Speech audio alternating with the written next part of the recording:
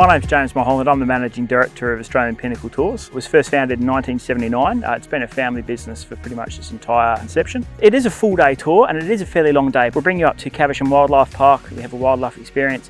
After that we go up to the Pinnacles Desert, which is about half an hour north of Lancelin, and then we come on up to the sand dunes where you experience the full driving and sandboarding. The sandboarding is great fun. It does take a little bit of effort to walk up to the top of the sand dunes, but the exhilaration coming down on the sandboard is fantastic. And the full driving, it is so foreign to so many people. The looks on their faces the first time we go down a big sand dune, it's hilarious.